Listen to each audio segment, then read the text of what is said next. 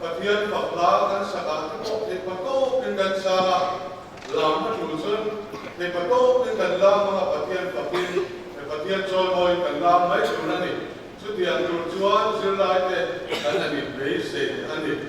Boy latihan ini dia bangin dia kan ani so mga kesi wale kesi Tusun indik terle oleh alo Bluetooth Class 1 class 4 clip in England ya. Oh, ada kok mai ada je itu amle. Class 5 atau class 8 zone in England ya. Oleh kalau mumen itu ya. Kemudian class 9 dengan mongkara class 9 July in England ya le. Oleh Romumen, ituan di saya doktor itu masa sebut luar kan, di saya doktor sebut deh, kau main inting lekok ya. Oh, aku pasal biarkan kita kurang lain lah kalau Romumen. Boleh aja, tinggal terpoka, tinggal letak lah. PDS Management Board member some in Finland look ya. Oleh Romumen. Antu beratan tidak PDS kalau lepas venture dia mau, ornament dia mau, boina anfat kan tu lepas proyek some mereka pemain di Finland look ya. Oh, all na mate, nung na mate, yung masa at mama, hello, mume. Sampai kita komplain, kalau pak, besok kita ingin siapa, aku jawab, bolehlah PDS ni lelok kata mangkulin tu sakna kan lah, siapa ni? Itu mana dia nak siap turun dia, upah dia, dia nak finance member plan. Kosan komite belum berubah pantonia ini komparanya inkompetan ini buat saya dia kan siapa yang cantumin kan buat saya dia itu letak ini itu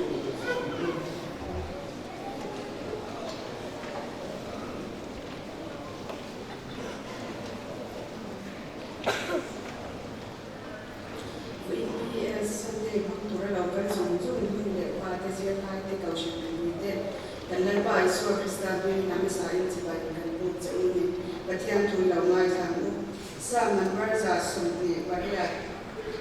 za sumti baria le za sumtu panga dan ngai za ma za sumti baria dal pa chi ro man dal pa chi apiam chu an e ka thole akong zo tu te chu I ko thori mra chu e do si a ro ni an I anga thoveng ni om ko kang I no pui chu in chu ri la chuan re phri ra tu mi ta kang ni au anga Ifa te tu do kan ve la chuan olive chiap te ang nan omang ngai te le pa chi mi chu tiang chuan man so mi nan omang le pa chuan zai o na tangin man so mong che ti chuan I dang chum zo ni 07 chat na I mu ang ti le sam number za sum thum panga chang ka ta chang chang le pa chu fakra o le pa mi chu fakula o le pa chi a ro le pa ina tinga kan pathian I hung chung patlai ting tu ama chu fakrau lalpa chu fakrau lalpa chu achasia aming faking zai ro anwang sia lalpan kan bible chang sia kan satan man song lo se lam chung chai tu lalpa kan pathian min bai tu voi ni a te kau shan mi pui te lu le pa zir lai no bang le zir tir tu zong zong te nang ma chi bai ku khau thei tu na un chatak mai Bawang chatak may siam saka voi na te in khom ho da un chatak min pe hi kan ro me ba in na ro tu kan on shi che ni lan pa hi ku ti ra changa kan ro wa man hi san de te mang kan mang te tu ri voi India a lo tin na min hu ti ra kan ti the ni ro ti kan sha I không ấy na Israel na kan chana ni kan sia tin ro thu kan ro sia che ni dalpa vo India ya ni kan no pang te za nei na hin school lo pang min pe a an ta ya vo ni ha kan chung cha saka dalpa tu lai kho ve rui lo le suan shang gar ro chang yan me kan no pang te dalpa ke ni chuan kan en ko thiam to lo nu le pa le se ti tu te chuan chu wa mi dalpa vo ina lo kal zum te rui lo la ka ten lo fi ma nang ma chi tu dalpa nang ma ta na mi chang kai ta kan lo di the tu rin suan shang la ka yan event hin tu rin vo India yan kan school lo pang zum kan te ber jang yan ber thin yan I ku to ku ya dalpa min ve lim sa tu rin I khomai na kan lo te ta mi ni dalpa ni le pa te po zir ti tu te po tu na I thu kan mo tu na I thu kan sia kan nang ma chi kan chu ba tan kan ron tan yan dam na ni ti dalpa na ni sia tu ti la nang ma kan chi ko chuan kan chu kwa kan fa te dalpa an cha in kan dam tang tu ni ti vo ni ya la thari tu le pa te po I thu kan sia ron kha dalpa tharau thiam ni tu ko te chau tu rin I ku ta kan ron in ran thar le kan fa nau te dalpa en ko thiam che te tu rin nang ma chi na fin na ni ku zia tu pon I khongai na ku ta dalpa tharin kan ron in ran le ko kan ne vo ni ya te Then jam kau shina dalpa PS school de an nang marong bol na turada na an dilsan ang ya school at saka dalpa daw pang te pula nang ma share na kumate ichan dam te an daw share te ya school an kala ya ichan dam te an daw sana dalpa school at saka an suwa to mo ng mata ng jangka ni te turin voini ya dalpa iko mai kan ng dirboga then jam kau shina de an rong bol na se la de dalpa na ni bali so ma idana na sa so ka rongan bol na te anduan so ase te le dalpa ibal so na sa so te kaushan te bonan sana dalpa idana na sa taka anto ase te na turin an rong bol na te ko bali so kan tu tak na kita voi ni yan ve thang kaushan tan to kan rong try sa ko kan ye voi na kan hun pan tur zo ki ko ta kan na dalpa kan item shang nei tur te pon iro ko na turada dalpa items nei tur te po nangin kuila iro kuina pon so na ta ni pon sakla kan tu share tu tur po thanau thiam ni kuila voi ni ya ni khom ten rong na kan chang chu te na turin dalpa I thanau thiam ni kan ni khom ten ni wabla e chung lam le po lam ni te wai te tu sida na thom te zong zum la ka min ve turin he gi min chandam tu kan dalpa Iso Krista ni kan ro ni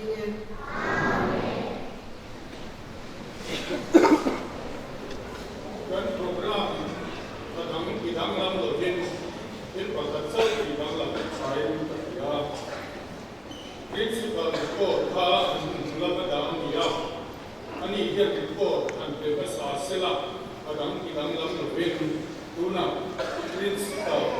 lam dia lo din report toy ta din so tu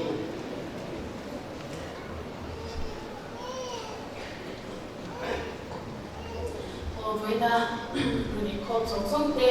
dalpa Iso Krista le Presbyterian English School minin chibai kan bu chewani OPS school a hianin lunsa school a hianin thot tu hi mi somti panti kan oma teaching staff somti le kan teaching staff panti kan nia Tichuani teaching khanin jeti tu te aron din dir to a kan secretary in amai ro chuan min chair chwa da hi chu kan nei be re nga KG1 jeti tu te hi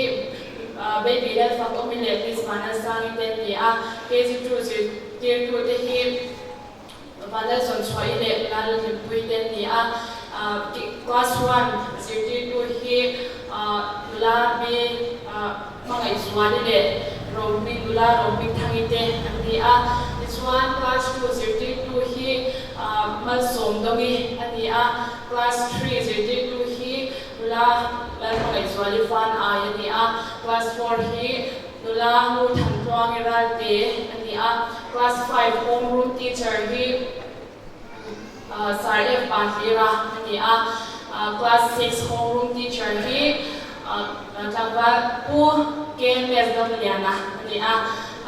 class 7 hi nula malan ma sopui ani a class 8 hi la lang arlan pui ani a class 9 homeroom teacher hi umana request sai lo ani a ti chuan je tu dang te hi pu ejla tharate pi alal kan kimite ulal pangayate mula sing emoite thang te kha le ke hi principal la ne lo me ka ni a ti chuan hi ba ka hianin kan office assistant hi tangwal lalmal somawam chia ni a tin kan 4th grade hi tangwal ramoya ani bokani ti chuan school na pa hi kumin chu pathian zara kan book ang ringa class KG1 a hianin no pa hi somnga le pathum kan neya KG2 a hianin somnga le pati kan nei boka class 1 a hianin no pang som thum le paria kan neya class 2 a hianin no pang somnga kan neya class 3 a no pang som lip le pakwa class 4 a somnga pati class 5 a somnga le paruk class 6 a somnga le panga class 7 a somni le pati class 8 a somni kan nei boka class 9 a mi som thum le pati kan nei boka kan sabai hian no pang som som hi mi zanga le som pakwa kan ni ti chuan hi no pang te hi school no pang te hi pe le khwa sang som pathum changa local com te kan ni boka ni ti chuan meeting khani ka secretary kha management board committee te kha an ti to an mi kan han share chwa be le renga kan chairman hi upa balashwai sai lo ani a vice chairman hi upa siwa chunga ani a secretary hi ke nulalati economy principal kan ni a treasurer hi twal upa la chwan ma chak chwa kan ni a tin member dang te hi reverend Larry Chula Pachwao reverend John B Mar upa BS Kalyana upa Sila Lianzava upa Lalkhamwana upa Dr. Sila Domliana twal upa Rohlira Koni twal upa K Shambola Sila Dailova upa Lalma Somamar hi parents represent ani a Vanal Railway Silo hi teacher represent ani a tin pula mi moya pachwa kata mi som le parokhi management board committee member kan ni ti chuan kan school a hian or sang kan nei ve a student council hi kan han dina chairman a hian H.Y. Tuanga ani a vice chairman hi lalyan moira te renthi ani a secretary hi Jela Lomomi ani a assistant secretary hi Banal Enkola treasurer hi Banal Dinsanga magazine editor hi Grace Dalpek Chongthu then the tin committee member student council committee member hi Som Pathum kan nei boka o in zabai khan loading teole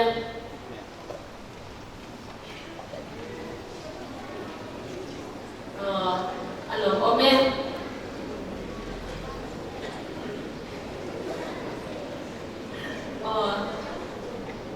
thì bóng chỉ có mẹ anh tin tí lâu một lâu ấy thì hết là mà nhà là lâu đi kìa đi xoan student council board bia là mà nhà eco club cần này cũng có cho bị chumi là mà choan energy club đi cần tin bốc anh em đi xoan em cũng mình trong mình hay class 9 thì cần cũng cũng bị tìm thấy để cần xa alo cũng không mấy cái câu chuyện học cái chuyện mà ta đi đi xoan secondary school permission hi kumi class 9 le 10 high school gatti emi permission hi deal me kani a deal kun chu le emi aboi pui kun chu hi ogas khal ma a ti fil tur ani a chuan deal na le khatya ang le kha te hi kal me kani a tin aman hol tha ang ringa kal kwa na sa tur ani bangin chumi chungcha ga ko chuan Gaussian repuite apun taka permission te kan pu the tu ring in jong chai puina kan ron ngel bop se wane ti Tichuan music class hi kan nei thin boka tlaya school bana hianin dargar khat ankal thina tichuan music class a hian lo pang som ti le panga kan nei boka tichuan kumina hianin thil lom om de mai enge material thar kan nei TV patni KG1 le KG2 tina teaching aid an zirlat ui tu ta na an man nurin TV patni kan nei thar boka tichuan ku kan sula kwan chunglam ku chualum thina fen thar te kan nei boka class mam ta nge kan la theina turin tichuan itan school ku lo to chin te kan omani chuan ku akong te ku kan han siam tha akong thalo tak mai kha ni a kan han siam tha boka tichuan kumi kan siam that na kwan ve kham visiten simil bek khat le balu trin ya nai mai kan lo kan lam ve nge an tia chunga po lo thu kan soi ni sila tichuan kumtin hianin school fair nei thina ni a kumti Shivangin le thelo ani a tichuan kumina hian kan han kal pui le dona school fair tan hian kan han in was saya car khat zirtom ni chonhu period khat hi life skill period kan thi a chui to school fair kan nei na ta na kan in was sai ka kun ni a tichuan December school fair hi nei thei during kan in was saya kan life skill te po akal program te po akal tuang komai ani ti khakani shate ko misela tichuan kumin October hianin mission trip nei during kan in was sai boka mission trip hi Sikkim Gangtok nei during kan in was saya Paul ya zirlai te kal during kan han thanga kumtin Paul ya te hi ankal thina tichuan Paul ya te ba ka zirti tu patute nen tichuan October akal during kan han in was sai ani tichuan lom thu te soitel nan program cha kan manglu kanga hei kan management board committee te min ngai twa ema nule pa kan skuta chuan nule pa ni an thinga an thei ba to bin ema min lak sakchina kan nule kan mo kan thete arang the amrin enge min ngai twa sakchina kan lom tak seta tichuan chumi wan cha chumi tia cha poi mo chu Goshan committee te dia chuma lom thu thi takin kan soi bok ni sila tichuan Goshan me puite kan soi pai hei lo apoi mo em Goshan me puite in mi chong chai saknate in mi du saknate kan ta na lu em zeti tu te kan hanin en china kan thei pya lam hi kan thlen chuak china ni in mi chong chai puina te wangin tim hetia kulai le mun ta te min ngai sang zia te min chong chai pui china ni ti thu min han shil te hian ke mani hi min ti pura min ti chak china ni chu wa chuan khatia lam so khan min thok pui le se dur ko in kan so tak set chewa kan mu le pa kan put le ke takin ni a chu te chuan Goshan puite in mi thok se te in mi en ko te kan ron gen hal bok le sila chuan pathian chu ma ha pathian te la ha lo thu kan soi ba thei lawa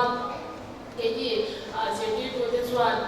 no pa ke san mai ke ni na kan ha de ko la chen boy na har san na le tham lawa kan ha de ko hi kan to ma tim tia purata ko chuan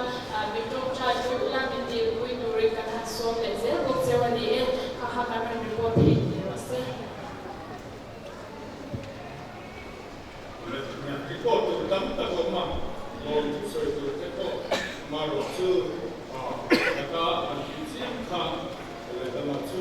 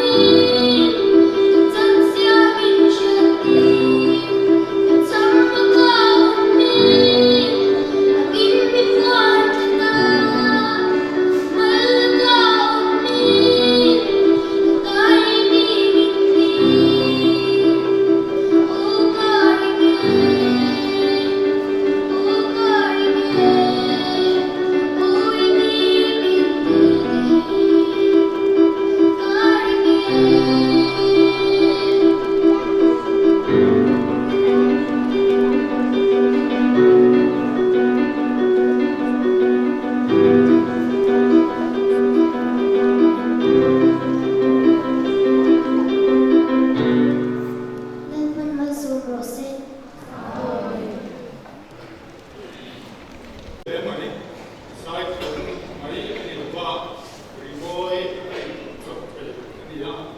lan ko tui ko me tu na chuan Bible chan su ko ngai se tu na class 1 and class 4 so good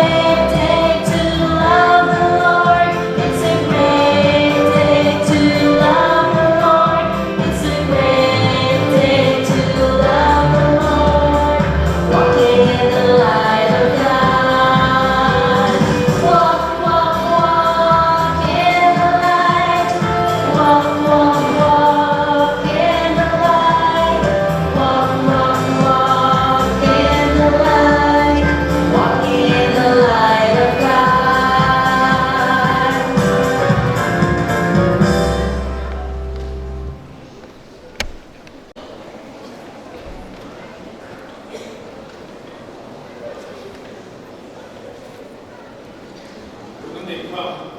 programa ani item kan kita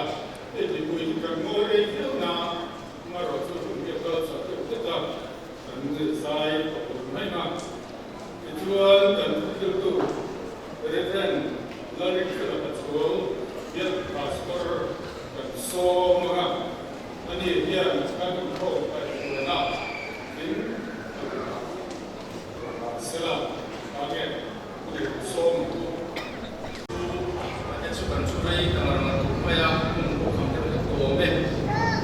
tu saya nak pun ini loba saya terus sukan supaya baru supaya ini kau ada itu apa ini loba ka baru su lubang boleh ada orang akan saya tu ini opsi loba Islam saya nak tu kan tiang ada mungsumo belum ada Amerika ya jangan tidak ini sulit kita tidak di Sunday kan Sambil patung kan pastor laikan pastor deh prinsipal kan laikan ya di sedin masalah kan ni kan pastor apa prinsipal tak kalau negeri tu ni kata itu siapa yang cakap maya kumpulan prinsipal kalau itu kelas kita kan lazar secara pastor ni cuma perempuan kan sekolah cancuan sekolah kan untuk maya hasa zona hasa maya kalau tuhan kalau perempuan itu ada mungkin lepas kau tak maya anu dia apa yang pastor prinsipal adalah anpal kalawak sinot lamkhan perempuan akha anhun atai itu kebangkan cuan kalau kongres Cina ini kan umna bagi PS belum bela Cina dalam ini kan full besok sebab penuh itu PS cukup turun dengan dia PS dia kalau Cina dan maya Herong bola ni aku yang mau aku maya tim zirti tu train kan ilo kan dia amar tu impact kan ilo cakap tinggi kan PS sirna cang yang aciam kok maya aku yang mau lai tak tu commitment impact na lai tak lagi aku yang mau impero rawai rochuan train dia cuman cang dikai rochu aciam ini dia tim cuma biar macuan karena sudah jelas kau dah nak ujung try nak jadi alu emai ni di siam deh yang boleh di boleh apa yang kita ni le cuma tu ni kamu loh ni lah canggih pertian tu ngai kaya lah PS motor akan inbana tu racun ya jangan cah matai siap bunga cah soleh pali jangan janji sama hai jeng ngajang so, beli jangan so. Siapa kovel ini dikah untuk kuituran ni. Kovel ini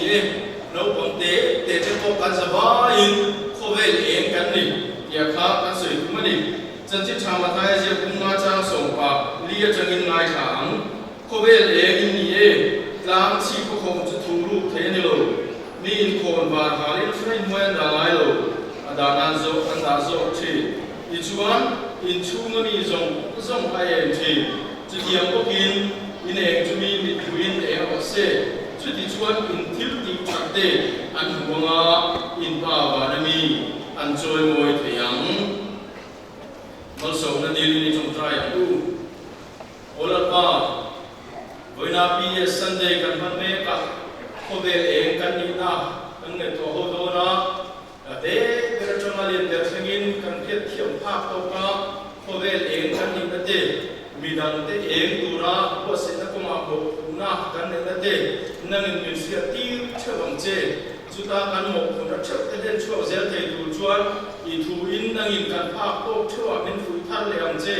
kanal wa Yesu Krista hingin kan di le amen.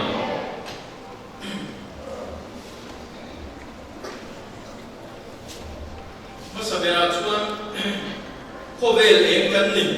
ti a hi a koi ma sabera kan da a e khovel eng kan ni pathian thu in min khila khovel eng in ni ti in min khila ni eng chu kan khia a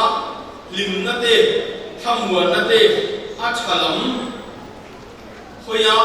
soi ania man ania chu tiang chia chuan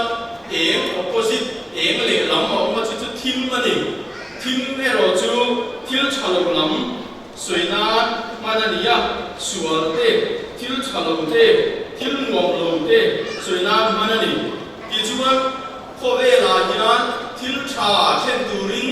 eng in ni thil lim om te then turin eng in ni ti in pathian thuin min khil ani kan zawai hian khata lali suan a soina te chong ni lovin amaring tu zong hi eng kan ni na ani chu khovel eng kan ni khovela kan chen chung nia khovela kan om na e tinwang turin ti thamwang turin siat lo na te ti bo turin midam te ta na changkai turin midam te ta na nun tinwang tu ni turin ti lu tu ni turin pathian thuin eng in ni ti in min sil ani chu kan zawai kan ni na kan mo phuna ni chu point kan na ni ta se la ka soi le dong lo ti ka no pang point lo ngai khai chat da win khove le kan ni ti chuan a dot le a chuan khove le kan ni ya school rong bo na ni kan en na le midam te en ni pura kan cher na ni school rong bo na hi lali suan khove le in ni tin min khila ti chuan school rong bo na hi khove eng kan ni met na lali suan eng dura min du na kan ti ho ke na poi mo tak rong bo na poi mo tak ania tin chu mi pia na ma chuan mi dam te eng ani na sia tia ti na tu te tin eng ani thei na tu te ya chan pui na poi mo tak mai rong bo na ani zir na him ri mi yan kan khia mi dam te ti var ni kan khia khiat lo na khiat na pe ni kan khia thim ati em ni kan khia khovel khiat na amai ro chu khovel khiat na ri mak thi khiat na ri mak thi nun na khing bai ni chu chu kan ka chiang ani khiat tam na ri mak te chia tam na ri mak te chu nun ati khing bai a theng tam pe chu chia ta then zo ka ni a poi mo lai ka ta chu pathian thui lali su krista chan chin thai na ken tha ta chu taksa ril ru tharau dam na ni chu chu lali suwa dam na hian apoma chan chin thai na ken chu nia ti chuan lali su krista e ni na ken chu zir na khiat na e na ringot ni lovin nun na e na po nia ni tin kan nun na e na khiat lo na bo ringot kha ni lo a pathian thu ta khiat na kan ril ru po adam na chu chu ani nun pum thui e na lali su krista chan chen tha in a ke na chu ni chu mi chu ni la wangin PES sian chu mi chu a tumani chu kan ke da koi moi ka khia chu na ya chu thui ta khan soya cha ma ro chu thui ta soi na ro ni si lo a oi de lekin a fia thaya ne mo ka ke lo a hey Mizoram zirnai kan khia zirnai intana chan khan Mizoram asam se po sungale pa dikhen khan mission ku dak sarkari zirna dani chudi una chuan zosa te po khan supervisor na an thaka zirna khan anin bang na sa ene mo kan zosa te po khan chumi area wa chuan zirna po khan na chat pa tin nun na ngai lu sa ko na lam boi kha an ngai lu tin azir ti tu te po kha mission rongbo tu ni yang khan ko ran ruai tu ka ti un lai khan I an ni ne fek mai ani chu ma chon ko khan le zir na kha akal ko tha chu mi an ya ga ko chu ni ang sum le pa ya ro chu na en ko na chu a tha to lo tin sipul ko an hong ku ku the lo a mai ro chu zir ti chu quality kha a tha ta mai ani sama support sumale pandi atangin district council primary educational sikul lamte achung lamte chu gawati lama changin sam sarkar noya ania sarkar noya sama support sumale pandi atangin zirna tu ta chuan sikul chu ading na sa khop mai sum le pai na sarkar in tola nia bangin zirti te po la ani na sa ani chunaya chuan zirna quality ro chuan nun cherna ko mai ro chuan atla diam de wen ti kangai to thai tak mai le chu chu khoi thinga kan kal da na ni ta ni ti zo in soi ta ila e mission in sikul ai en ko la ya zirti tu te del mun re sai ai ta na soi ya chu mission zirti tu te chu ma ni mun cha ba ko kan khai pa le rin buyan ni to ma bangin zirti da chau zero men subject engai mo tir ko zir te ne kai ko an chi zir tir tu te chunem nge lo pastor an ni mek mai ti in so yani chumi an ye bang chuan azirla ya ta koin tharau lama nreng tin re na khan lo na an to mani ti song ne soi toi ka mai la amaro chu so ka tu ta chu ta ka chuan azir ti tu te tiam lo ko ni lo ba ai en ko na ma kha ngo ko kha ti thai lo ma mission ku da a ju lai mission in du tha la tha rao la en ko na ne na kai ko thai a kha sarkar mo ya chu a thai lo na chen alo ta a chu ma bang te ko chu ne ka sin na din du te kan sin lai te riu su khe ka ko kan ria ta ni ya en ko ni ta se la chu lo ma chu du to kai la ti chuan sa ka ju ko sum ko le pa ni sinot in ko hui zirna siam chat na ko ma chan la a juli na ya tin a zirna pi a kan nun siam chat na ko ma ya ko khan ai ro a jula ni ti ta se tin helam rong rong ai kan kal pi a jula ni kha a ri da bangin english medium school din cha atia ti chuan sa ka ju ko sum ko le panga da ya sa ka ju ko sum ko pa ni a cha ati kha e an kal pi so ba se chi le za ko da Presbyterian School ahonga izona nu dewa munda la ko khan din so be zela mani kan in soilan kan in ti thei de zok ta kan khan sami pania achan tir lam deu ani chu isunda kwan eni ko e pro pastor line kan hong cho be khan ya masalam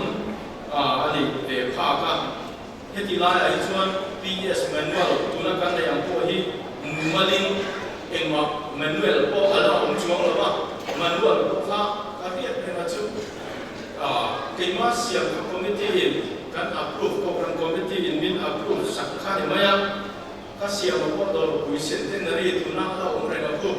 mi manual ko ka en to na tingka kan han thei tu khan ka siam re ma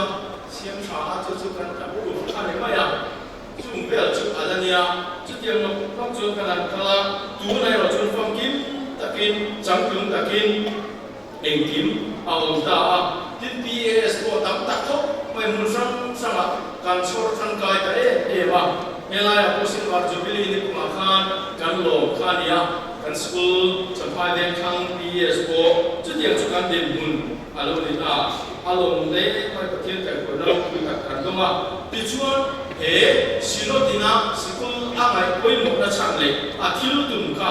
na china kha thu ya kan thama ko e egin ni ti hi PS mo to ania ti chuan athil tum ani an siaran juin ka ya PS thil tum ma chu pakhat na chuan angai koi mo ber ada chu lali suwa chan na thu zir lai ka fi tir chung ko ani nan bet lo chen ka chuan pathian thua kai ko na kan ngai ko ma chu ko te to pino ko kan ka ko amai ro chu chu kan ni vek lo tin e kan sin sia tiam da la ko chen vek lo chu ta chuan sikula yan la li su krista chan na thu cha chin cha mi dang ka sia ti ri APS rong bo na yan amai ko mo de ni ilaya na number 1 na atak nge nge tin chu lo wa chuan na china la li su krista chan dam na taksa rilu le kharau kan ti lai ta ka panina chuan taksa rilu le kharau ma song le puithin na kuma zilai te ka thuai hi PS in atum panina ania tin patum na chuan Christian munda cha zilai te tir elai ayan mizo kan ni na mizo culture cha mizo society ya tlom mai na ai pa za kan ti te khang zong zong te po kha ate lam chu Christian munda cha zilai te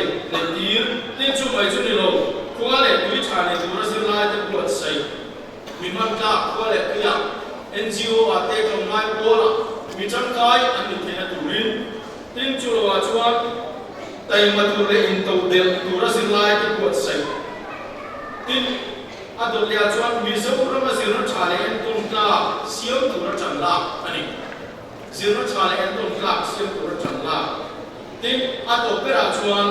ko khan le arong bo na mi ri nong le man ka de tu ra zir lai te cher chwa ti ani na ta ka chuan zir na yan apoi moi em chu thiam na pe moi ni lo in chung kura an chang kai zui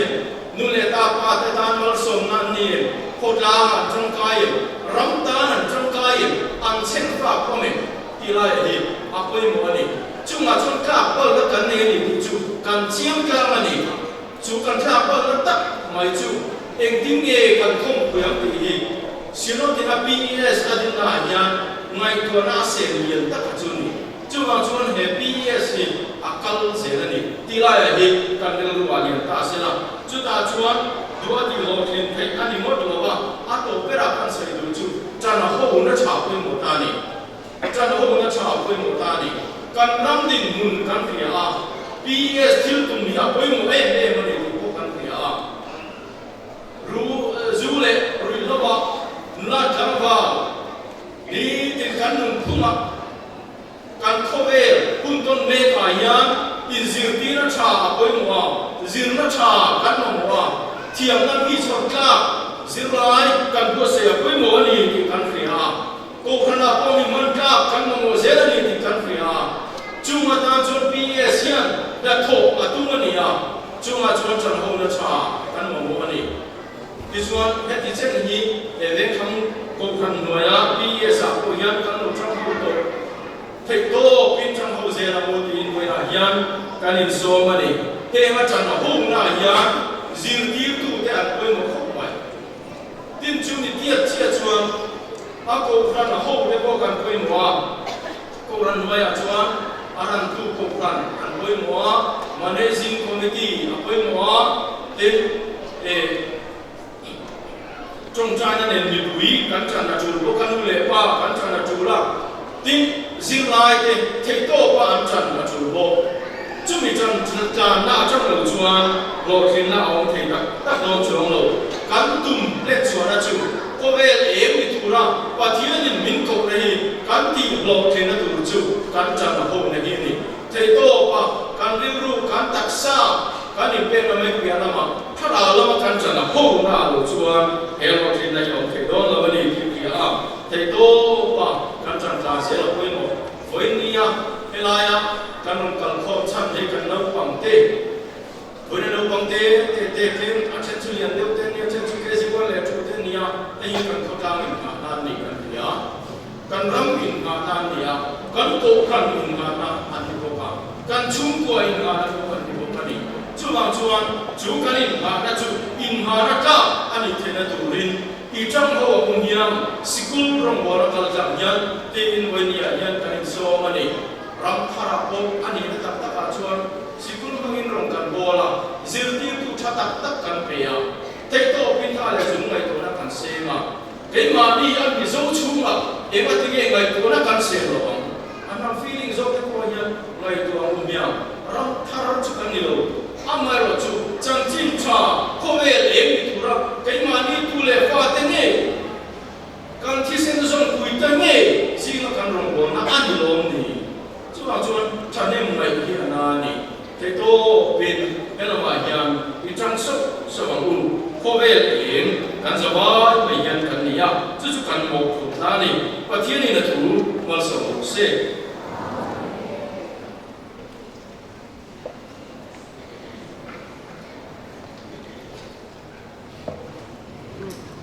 kan tho lo la khom kha jing sa ka sa sumale ha sangkat sa sumale na lam ni lo rin ikhom sa ta ni